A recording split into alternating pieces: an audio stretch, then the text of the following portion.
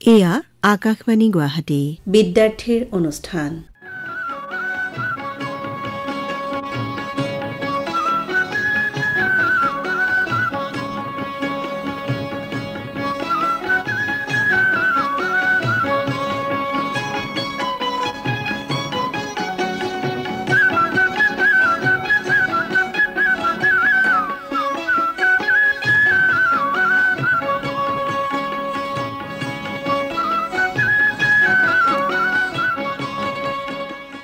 মৰমৰ ছাত্ৰ ছাত্ৰীসকল, তোমালোক আটাইকে প্ৰীতি আৰু শুভেচ্ছা জনাই আজিৰ অনুষ্ঠান মুকলি কৰিছোঁ। আজি 10ম শ্ৰেণীৰ ছাত্ৰ ছাত্ৰীসকলৰ বাবে সমাজ বিজ্ঞান বিষয়ৰ পাঠ আছে। আজি তোমালোকৰ বাবে এই পাঠ যুগুতাই দিছে যোৰহাট জগন্নাথ বৰুৱা বিশ্ববিদ্যালয়ৰ ৰাজনীতি বিজ্ঞান বিভাগৰ সহযোগী অধ্যাপিকা ডক্টৰ জলি বৰঠাকুৰে।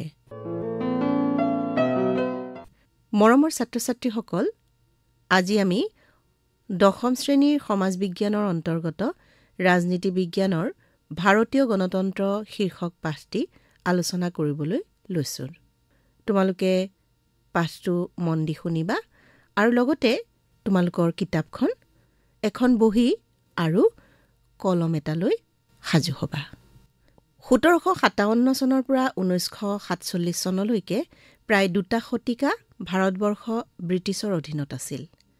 1947 চনৰ 15 আগষ্ট তাৰিখে ভাৰতে স্বাধীনতা লাভ কৰাৰ লগে লগেই এখন বৃহৎ গণতান্ত্ৰিক দেশ হিচাপে পৰিগণিত হয়। গণতান্ত্ৰিক দেশ এখনৰ বাবে এখন সংবিধানৰ বৰ প্ৰয়োজন। সংবিধান আৰু গণতন্ত্ৰ এটা মুদ্ৰাৰ ইপিঠি সিপিঠি। 1946 চনৰ মাৰ্চ মাহত কেবিনেট মিছনক ভাৰতৰ বাবে এখন সংবিধান ৰচনা কৰিবৰ বাবে উপযুক্ত পৰিৱেশ আৰু প্ৰস্তুতি চলাবৰ বাবে ব্ৰিটিছ চৰকাৰে ভাৰতলৈ পঠিয়াইছিল। কেবিনেট মিছন হৈছে ইংলেণ্ডৰ 3জন কেবিনেট মন্ত্ৰীৰে গঠিত এটা গোট। কেবিনেট মিছনৰ তৎপৰতাত ভাৰতৰ বাবে এখন সংবিধান সভা গঠন কৰা হ'ল। 1946 চনৰ 9 ডিচেম্বৰ তাৰিখে সংবিধান সভাৰ প্ৰথমখন বৈঠক নতুন দিল্লীত অনুষ্ঠিত হয় আৰু ইয়াৰ সভাপতিত্ব কৰে ডক্টৰ শচীদানন্দ সিনহাই। এই সভাত ডক্টৰ ৰাজেন্দ্ৰ প্ৰসাদক সংবিধান সভাৰ স্থায়ী সভাপতি হিচাপে নিৰ্বাচন কৰা হয়। সংবিধান ৰচনা কৰাৰ সম্পৰ্কত এই সভাৰ মুঠ 11খন বৈঠক বহিছিল। 1947 চনৰ 29 আগষ্টত 7জন সদস্যৰে গঠিত এখন খচৰা কমিটি গঠন কৰা হয়।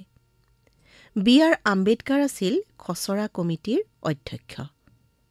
মুঠতে 2 বছৰ 11 মাহ 18 দিনৰ পৰিশ্ৰমৰ অন্তত ভাৰতৰ বাবে এখন সংবিধান ৰচনা হয় যদিও নানান প্ৰশাসনিক আৰু আনুষাংগিক অসুবিধাৰ বাবে 1950 চনৰ 26 জানুৱাৰী তাৰিখৰ পৰাহে সংবিধানখন বলবৎ হয়।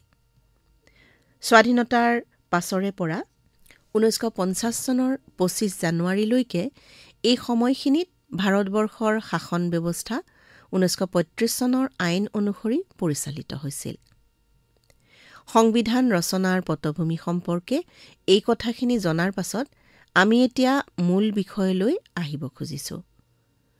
মূল বিষয়সমূহক 3টা ভাগত ভাগ কৰা হৈছে: সংবিধানৰ আদৰ্শ, ভাৰতৰ ৰাজনৈতিক ব্যৱস্থাৰ যুক্তৰাষ্ট্ৰীয় বৈশিষ্ট্য, ভাৰতবৰ্ষৰ সংসদীয় গণতন্ত্ৰ।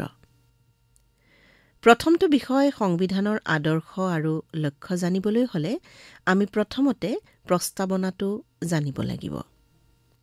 প্ৰস্তাৱনা হ'ল সংবিধানৰ পাতনি। এখন গ্ৰন্থৰ পাতনিত যেনেকৈ গ্ৰন্থখনৰ বিষয়ে সকলো কথা উল্লেখ থাকে, সেইদৰে সংবিধানৰ প্ৰস্তাৱনাটো মূল বিষয়বস্তু সন্নিৱিষ্ট হৈ আছে। প্ৰস্তাৱনা হৈছে সংবিধানৰ আত্মা, বিবেক আৰু চাবিকাঠি। এখন আইনাৰ সন্মুখত থিয় হ'লে যেনেকৈ নিজৰ সম্পূৰ্ণ প্ৰতিচ্ছবি দেখিবলৈ পোৱা যায়, তেনেকৈ সংবিধানৰ প্ৰস্তাৱনা অধ্যয়ন কৰিলেহে সংবিধানখনৰ সম্পূৰ্ণ বিষয়বস্তু জানিব পাৰি। ভাৰতৰ সংবিধানৰ প্ৰস্তাৱনাটো হৈছে আমি ভাৰতৰ জনসাধাৰণে ভাৰতবৰ্ষ এখন সাৰ্বভৌম সমাজবাদী ধৰ্মনিৰপেক্ষ গণতান্ত্ৰিক গণৰাজ্য হিচাপে প্ৰতিষ্ঠা কৰিম বুলি দৃঢ় সংকল্প কৰি আৰু ভাৰতবৰ্ষৰ সকলো লোককে সামাজিক অৰ্থনৈতিক আৰু ৰাজনৈতিক ন্যায় চিন্তা প্ৰকাশ বিশ্বাস ধৰ্ম আৰু উপাসনাৰ স্বাধীনতা সমমৰ্যাদা আৰু সুযোগ দিম বুলি আৰু তেওঁলোকৰ মাজত ব্যক্তিৰ মৰ্যাদা জাতীয় ঐক্য আৰু সংহতি নিশ্চিতকাৰী ভাতৃত্বভাৱ বৃদ্ধি কৰিবলৈ আজি 1949 চনৰ 26 নৱেম্বৰ তাৰিখে আমাৰ সংবিধান সভাই গ্ৰহণ কৰা আৰু লিপিবদ্ধ কৰা এই সংবিধানখন আমি নিজকে অৰ্পণ কৰিলোঁ। এইখিনিতে এটা গুৰুত্বপূৰ্ণ কথা উনুকিয়াই দিব খুজিছোঁ। প্ৰস্তাৱনাত থকা সমাজবাদী ধৰ্মনিৰপেক্ষ আৰু ঐক্য এই শব্দকেইটা 1976 চনৰ 18 ডিচেম্বৰ তাৰিখে হোৱা সংবিধানৰ 42তম সংবিধান সংশোধনৰ জৰিয়তে সংযোগ কৰা হয়। প্ৰস্তাৱনাটোৰ প্ৰতিটো শব্দতেই ইয়াৰ আদৰ্শ দৰ্শন নিহিত হৈ আছে। আমি ভাৰতীয় জনসাধাৰণ এই বুলি কওঁতে সেই সময়ৰ বৰ্তমানৰ আৰু ভৱিষ্যতৰ ভাৰতীয় জনসাধাৰণকে বুজাইছে। অৰ্থাৎ সংবিধান প্ৰণেতাসকলে এটা কথা স্পষ্ট কৰি দিছে যে সংবিধানখনৰ ৰচক ভাৰতীয় জনসাধাৰণ। সংবিধানখন ভাৰতীয় জনগণৰ আৰু জনগণেই হৈছে সংবিধানখনৰ বৃহৎ শক্তি। সাৰ্বভৌম শব্দটোৱে ভাৰতবৰ্ষক এখন সৰ্বোচ্চ ক্ষমতাৰ অধিকাৰী দেশ বুলি প্ৰতিপন্ন কৰিছে। অৰ্থাৎ ভাৰতবৰ্ষই দেশৰ ভিতৰে বাহিৰে সাৰ্বভৌম ক্ষমতা প্ৰয়োগ কৰিব পাৰে। আভ্যন্তৰীণ ক্ষেত্ৰত ভাৰতে দেশৰ ভিতৰতে থকা অনুষ্ঠান প্ৰতিষ্ঠান ব্যক্তি উদ্যোগ আদিৰ ওপৰত চৰম ক্ষমতা প্ৰয়োগ কৰি নিয়ন্ত্ৰণ কৰাৰ দৰে বাহ্যিক অৰ্থাৎ আন্তঃৰাষ্ট্ৰীয় ক্ষেত্ৰতো বিভিন্ন দেশৰ লগত সন্ধি চুক্তি যুদ্ধ দিয়া লোৱা আদি কাৰ্য নিজ ইচ্ছামতে সম্পন্ন কৰিব পাৰে। সমাজবাদী শব্দটো 42তম সংশোধনীৰ দ্বাৰা সংযোজন কৰা হৈছে। সমাজবাদী শব্দটোৱে উৎপাদনৰ আহিলা সকলোৱে ব্যৱহাৰ কৰিব পাৰিব আৰু উৎপাদিত সামগ্ৰীৰ সমবিতৰণ হোৱাৰ কথা বুজাইছে। দেশৰ অৰ্থনীতি কোনো পুঁজিপতিৰ দ্বাৰা নহয়, জনগণৰ দ্বাৰা নিৰ্ধাৰণ হ'ব। ধৰ্মনিৰপেক্ষতা শব্দটো 42তম সংশোধনীৰ দ্বাৰা সংযোজিত হৈছে। ধৰ্মনিৰপেক্ষতাই ভাৰতত এটা ৰাজধৰ্ম নাই বুলি প্ৰতিপন্ন কৰিছে। ইয়াত বিভিন্ন ধৰ্মৰ লোকে বাস কৰে আৰু তেওঁলোকে নিজ ইচ্ছামতে ধৰ্ম গ্ৰহণ কৰি উপাসনা কৰিব পাৰিব। ধৰ্মীয় পুথি লিখা সংৰক্ষণ কৰাৰ উপৰিও মন্দিৰ মছজিদ গীৰ্জা আদি স্থাপন কৰি পালন কৰিব পাৰিব। চৰকাৰৰ দৃষ্টিত সকলো ধৰ্ম সমান আৰু ধৰ্মৰ নামত বৈষম্য আনিব নোৱাৰিব। গণতান্ত্ৰিক শব্দটোৱে দেশৰ শাসন ব্যৱস্থাত জনসাধাৰণৰ অংশগ্ৰহণ থাকিব আৰু জনগণই নিজৰ বাবে নিজেই শাসন চলাব। প্ৰশাসন জনসাধাৰণৰ ওপৰত দায়বদ্ধ হৈ থাকিব। গণৰাজ্যই দেশৰ প্ৰথম নাগৰিক ৰাষ্ট্ৰপতিক জনসাধাৰণে নিৰ্বাচিত কৰিব আৰু তেওঁৰ পদটো বংশানুক্ৰমিক হ'ব নোৱাৰিব বুলি বুজাইছে। ইয়াৰ উপৰিও প্ৰস্তাৱনাত উল্লেখ আছে যে ভাৰতৰ জনগণই দেশখনত ন্যায় স্বাধীনতা সমতা আৰু ভাতৃত্ববোধ প্ৰতিষ্ঠা কৰিব পাৰিব। প্ৰকৃততে সংবিধান সভাৰ বৈঠকত 1946 চনৰ 13 ডিচেম্বৰত নেহেৰুৱে কেইটামান উদ্দেশ্য সম্পৰ্কিত প্ৰস্তাৱ উত্থাপন কৰিছিল আৰু সংবিধান সভাই 1947 চনৰ 22 জানুৱাৰী তাৰিখে এই প্ৰস্তাৱসমূহ গ্ৰহণ কৰে। প্ৰস্তাৱসমূহৰ মূল বিষয়বস্তু এনেধৰণৰ: সংবিধান সভাই ভাৰতবৰ্ষক স্বাধীন সাৰ্বভৌম গণৰাজ্য হিচাপে ঘোষণা কৰিবলৈ দৃঢ় প্ৰতিজ্ঞ। পিছলৈ স্বাধীন শব্দটো বাদ দিয়া হয়।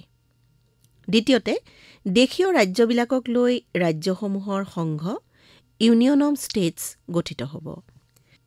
ভাৰতৰ জনসাধাৰণৰ সকলো প্ৰকাৰ ন্যায় সমতা চিন্তা মত প্ৰকাশৰ স্বাধীনতাক স্বীকৃতি প্ৰদান কৰা হ'ব। অনুসূচিত জাতি, জনজাতি আৰু সংখ্যালঘুৰ স্বাৰ্থ সুৰক্ষিত কৰা হ'ব। দেশৰ স্বাধীনতা, সাৰ্বভৌমত্ব আৰু অখণ্ডতা ৰক্ষা কৰাৰ ওপৰত গুৰুত্ব দিয়া হ'ব। আন্তৰ্জাতিক সুসম্পৰ্কৰ বাবে ভাৰতে সহযোগিতা আগবঢ়াব। জনসাধাৰণেই সকলো ক্ষমতাৰ উৎস। পঞ্চমতে, দেশৰ স্বাধীনতা, সাৰ্বভৌমত্ব আৰু অখণ্ডতা ৰক্ষা কৰাৰ ওপৰত গুৰুত্ব দিয়া হ'ব। ষষ্ঠতে, আন্তৰ্জাতিক সুসম্পৰ্কৰ বাবে ভাৰতে সহযোগিতা আগবঢ়াব। সপ্তমতে, জনসাধাৰণেই সকলো ক্ষমতাৰ উৎস। আৰু শেষত, সহযোগী দেশীয় ৰাজ্যসমূহে অৱশিষ্ট ক্ষমতাৰ সৈতে স্বায়ত্তশাসনৰ মাজেৰে অংগৰাজ্যৰ মৰ্যাদা লাভ কৰিব।